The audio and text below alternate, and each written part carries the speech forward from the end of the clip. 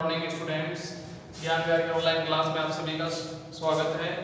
पिछले लेक्चर में हम एप्लीकेशन ऑफ डायमेंशन के एप्लीकेशन के बारे में पढ़ रहे थे और हमने दो एप्लीकेशन सॉल्व की थी। एक एप्लीकेशन थी फॉर्मूला क्रिएट करना और जो फर्स्ट एप्लीकेशन थी वो थी मतलब फॉर्मूले को चेक करना डायमेंशनली करेक्ट है या नहीं। आज जो हमारे पास एप्लीकेशन है वो तीसरा नंबर थ्री एप्लीकेशन है conversion of one system of unit into another system. किसी भी डायमेंशन का यूज करते हुए एक सिस्टम से दूसरे सिस्टम को कन्वर्ट करना, तो उसको हम बोलते हैं conversion of one system of unit into another system. तो हमने एक फॉर्मूला पढ़ा था, आपको पता हो तो नंबर वैल्यू और यूनिट वैल्यू का मल्टीपल कांस्टेंट के इक्वल होता है। ठीक है, तो यहाँ पे हम ले सकते हैं, जैसे मान लेते हैं फर्स्ट सिस्टम है तो उसमें हम लेते हैं n1 नंबर वैल्यू है और यूनिट वैल्यू है nu1 कांस्टेंट। इसी तरह से सेकंड सिस्टम है उसमें n2 है नंबर वैल्यू n2 और यूनिट वैल्यू है u2 कांस्टेंट।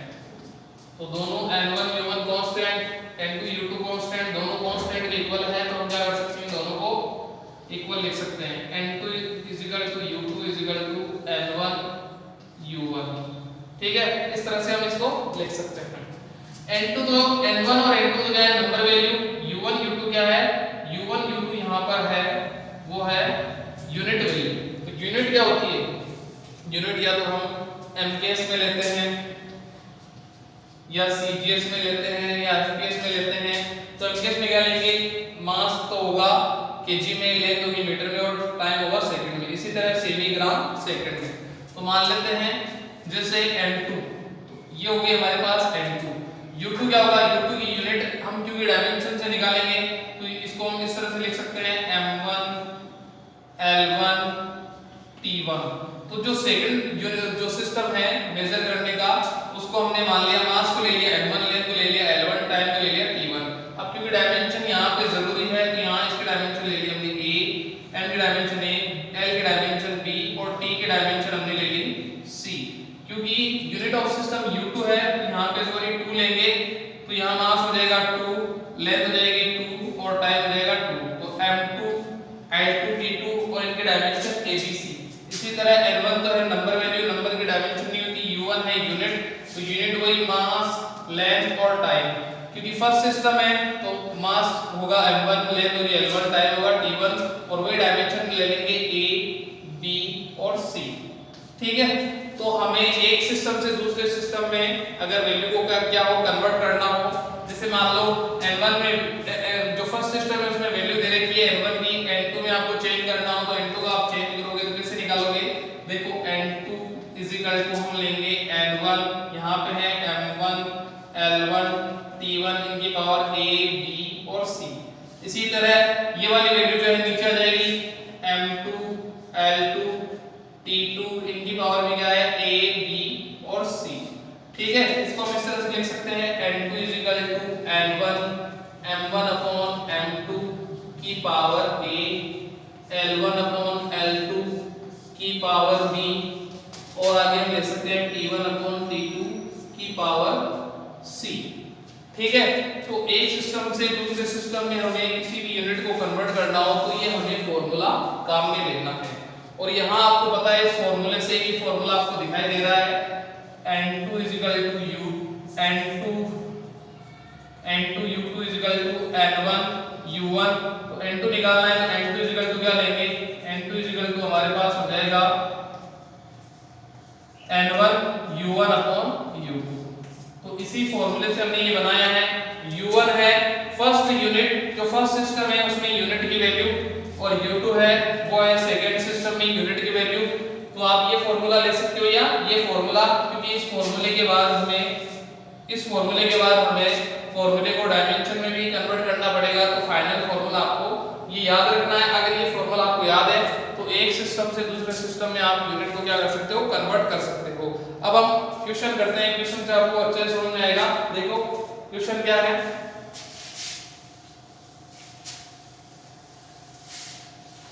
क्वेश्चन हमारे पास है क्वेश्चन नंबर 1 convert force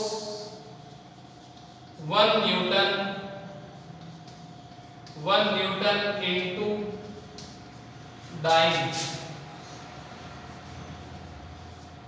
तो फोर्स को कन्वर्ट करना है, 1 न्यूटन फोर्स की वैल्यू कितने डाइन के इक्वल होती है, how many dyne is equal to 1 Newton.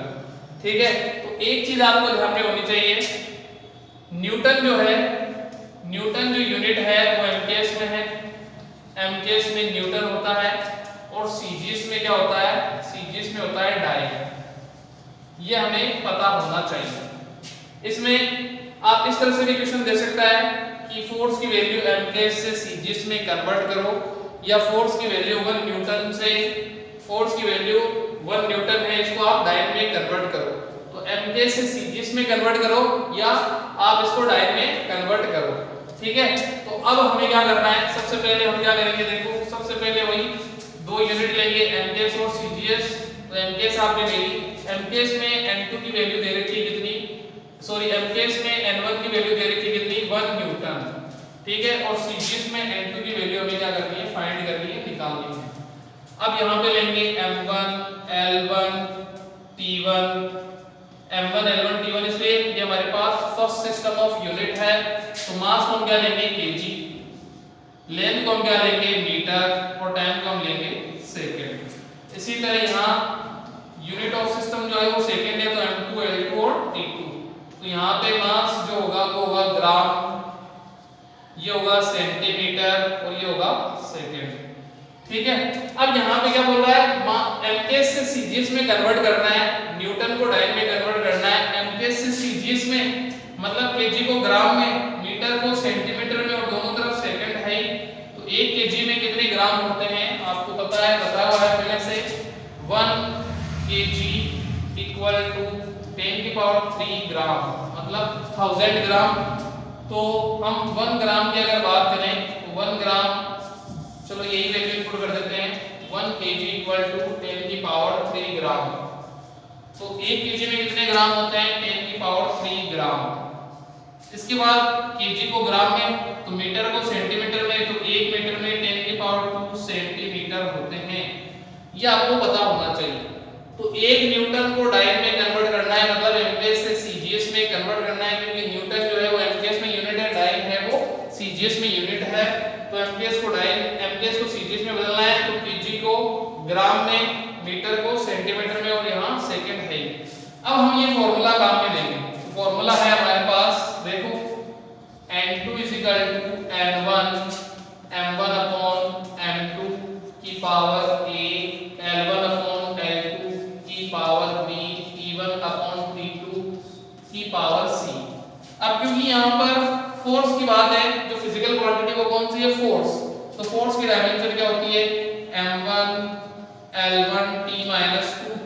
तो यहाँ पर m को m से कंपैरिजन करेंगे, m को m से कंपैरिजन करेंगे पावर को, तो a की वैल्यू यहाँ पर आएगी a is equal to 1, b is equal to 1, c is equal to -2।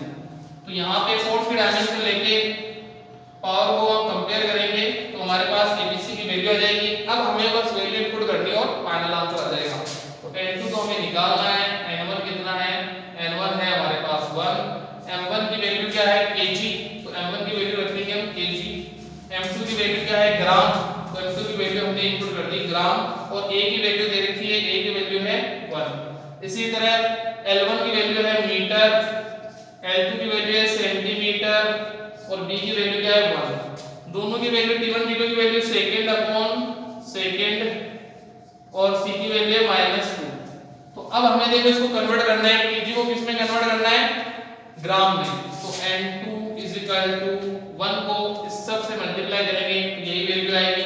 तो kg को हम लिखेंगे 10 की पावर 3 ग्राम अपॉन ग्राम, और पावर 1 है तो यही वैल्यू आने वाली है। मीटर को कन्वर्ट करेंगे तो 10 की power 2 centimetre upon centimetre, power 1 है तो यही वैल्यू आने वाली है। सेकंड को सेकंड से काट देंगे, 1 की पावर -2, तो यहाँ पे वैल्यू कितनी आ जाएगी, 1 ही आएगी। तो देखो ग्राम से ग्राम कैंसिल, सेंटीमीटर से सेंटीमीटर कैंसिल, तो n2 हो जाएगा 10 की पावर 3 into 10 की पावर 2, ठीक है, और यहाँ पर वैल्यू आ जाएगी 1। तो N2 हमारे पास आ जाएगा 10 की पावर 5।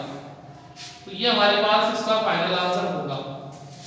वापस ध्यान से देखो, एमकेएस से सीजीएस में कन्वर्ट करना है, 1 न्यूटन को डायल में कन्वर्ट करना है, तो एमकेएस को सीजीएस में बदलना है, तो m1 l1 t1, तो m1 एमकेएस में होता है केजी, ये होता है मीटर, m2 होता है ग्राम, l2 होता है सेंटीमीटर, सेकंड सेम है। इसके बाद अगर बात करें मास को हम किसमें बदलना है, एमकेएस को सीजीएस में, तो केजी को ग्राम में, मीटर को सेंटीमीटर में। तो इस फॉर्मूले में हमने इनपुट किया एबीसी की वैल्यू, डायमेंशन किसकी लेंगे, फोर्स की डायमेंशन लेंगे, तो ये a 1 b 1 और c -2। वैल्यू इनपुट की, तो हमारे पास फाइनल आंसर आ जाएगा n2 10 की पावर 5। तो मतलब 1 न्यूटन में 10 की पावर 5 डाइन होते हैं, 10 की पावर 5 डाइन होते हैं। ठीक है, तो ये आपको ध्यान में रखना है। इसको हम शॉर्ट तरीके से भी निकाल सकते हैं, वो शॉर्ट तरीके से हम निकालेंगे, वो हम नेक्स्ट वीडियो में पढ़ेंगे। Okay, thank you, bye.